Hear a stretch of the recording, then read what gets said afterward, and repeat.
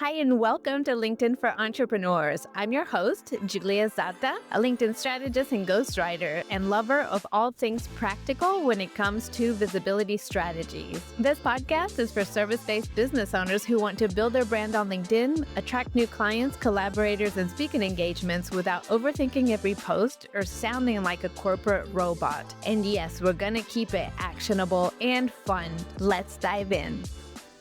Today, I want to talk about 5 things to start doing now if you want visibility and inbound leads from LinkedIn in 2026. Because if you're here, you're a business owner or you're a founder and you want to use LinkedIn strategically as a way to elevate your brand and generate inbound leads. And so today I want to cover 5 things for you to prioritize now so that you can achieve your goals with LinkedIn and have it support your business.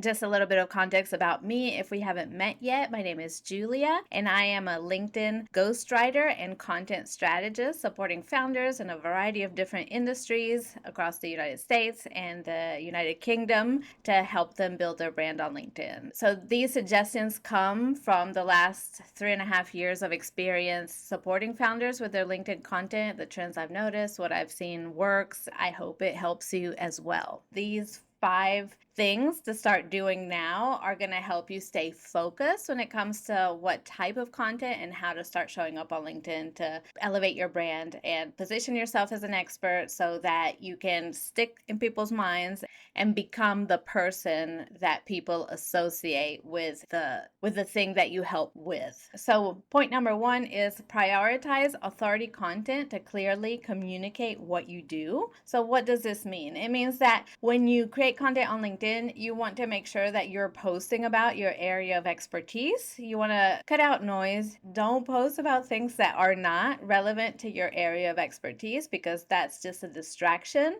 And because you don't control who sees your post, you want to make sure that the odds are that whoever sees your post is going to associate your content with your area of expertise, not hobbies or things that are irrelevant to your target audience and therefore your brand. So prioritizing our authority content means speaking about how you help clients, what you help them with, what have you seen has made people successful in accomplishing the goals that you help them achieve, what do you see as roadblocks, what are mindset issues people face, and so content that relates to your area of expertise and the actual issues that people struggle with that you've noticed as you help your clients. The second thing I want you to focus on is locking in your message before you worry about your tone of voice. Now, I was on a discovery call with a potential client, and she was very concerned about figuring out what her tone of voice was, but she hadn't yet determined what her specific messaging was going to be, what her strategic messaging, what her positioning, what her point of view was going to be to stand out. And so she was focusing on the wrong thing, which is her tone of voice. This is somebody who has decades of experience in her industry, so she has a tone of voice. It's what she uses every day in her business.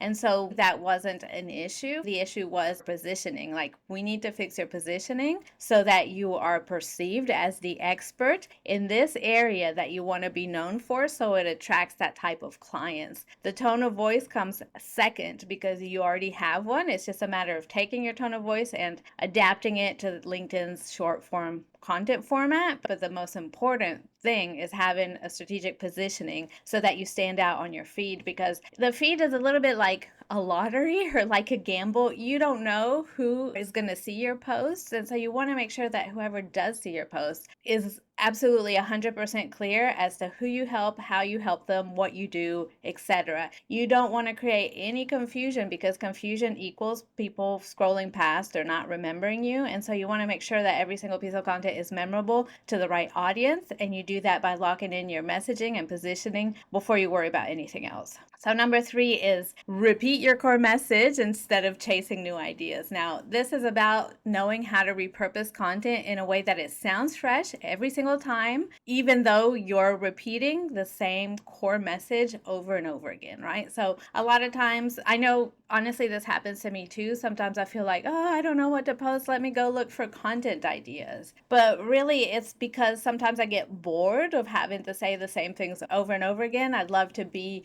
more spontaneous, more creative, or just talk about something completely different. But that's not actually going to help my target audience. And so rather than chasing ideas, it's looking at the content I've created and how can I repurpose it in a new format or in a new style or from a new perspective that reinforces my message so that people who are exposed to my content get consistent messaging, get reinforcement on the idea of what I do and who I, so that I avoid confusing them. And as an example, somebody that shows up in my feeds is an expert in a specific niche, but because they're really into gardening, they often post about vegetable gardening. And I think that is a waste of space on the LinkedIn feed because it attracts the wrong people. LinkedIn is not the place where you want to post about your hobbies. That's something that is more appropriate for, say, Instagram stories, which gives you like a more behind the scenes way of connecting with people. But on LinkedIn, because of how the content is being shown to people, you want it to stay very consistent on your messaging. Also, because the LinkedIn algorithm has changed, they want to show people content that's relevant to them. So that is based on the person's interests. And so if you post about random things that aren't within your area of expertise, it's going to confuse the algorithm. It's not going to know who to show that to. So I would say really focus on your area of expertise and creating content that continually positions you as an expert, obviously without sounding braggy, without sounding cringe, making yourself very accessible that people aren't intimidated to reach out to. But to do that, you have to make sure that your content is always repeating the same core message. So you have to be creative as to how you present that content, but you shouldn't stray too far from your core positioning. Next, number 4 is stop editing your content into oblivion. Be careful when you use AI to create content, because what tends to happen is that it deletes your tone of voice. You want to make sure that your content actually sounds like you would when you're talking to people, that your catchphrases and idioms that you normally use show up in your content so it's recognizable. If you over polish your content, it tends to sound overly formal or overly generic, right? So some of the founders that I've worked with, I've noticed that because they want to sound authoritative, they write as though they were writing, say, an article. And so they use extremely long sentences, they use complex words, and that alienates people. It makes them want to scroll past because our attention is very limited on social media. And so if you over edit to sound authoritative or to sound knowledgeable, and you make your content excessively complex rather than just conversational, it's going to alienate people. It's not going to grab the attention you want it to. So when it comes to your content, you want it to reflect your natural conversational tone of voice, and you don't want to over edit it to sound smart. You don't also want to over edit it using AI just to sound like everybody else, because that's going to be forgettable. And there's a lot of very bad AI generated content out there that your post will blend into. So the solution here is to just use your normal conversational tone of voice and use that to communicate just one single point per post. And my last piece of advice, number 5, is build a content system rather than a posting habit. And so what does this mean? It means that in order to be sustainable, content creation needs to function as a system. So rather than using like, oh, I'm inspired, let me post about it. Rather than posting kind of impulsively on the fly, I recommend having a posting system. So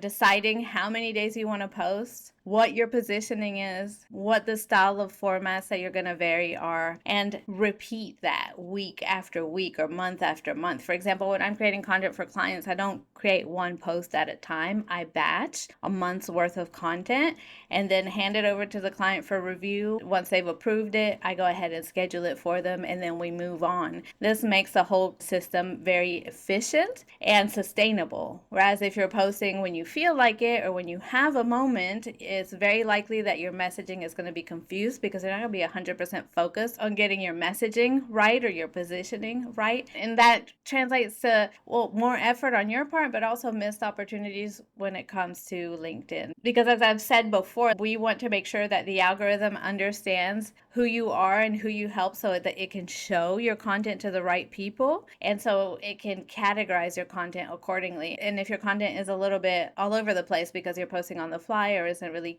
clear as to who it's for, it's not going to help you get the visibility you want so that you can start to attract the right people onto your profile. So I hope that you found these tips helpful. I'd love it if you came and connected with me on LinkedIn. I always love hearing from my podcast listeners. And lastly, I want to let you know that if you need help with your LinkedIn content and want me to hold your hand for a week, my brand new digital product, which is called the 7-Day LinkedIn Visibility Sprint, is live. It's on sale now for $24 for a week. After that, the price increases to $37. And if you sign up during this week, you also get to attend a live call hosted by me on January 20th, where I will review your content, answer any questions that you may have, and connect live online. So be sure to grab the LinkedIn Visibility Sprint now and start posting intentionally on LinkedIn so that you can use the platform strategically to generate inbound leads. Thanks for tuning in to LinkedIn for Entrepreneurs. If you found this episode helpful, please share it on LinkedIn or on your favorite social media platform. And if you really want to make my day, leave me a 5-star review on Apple Podcasts. It helps more business owners find this show. Thanks again for listening, and I'll see you in the next one. Bye for now.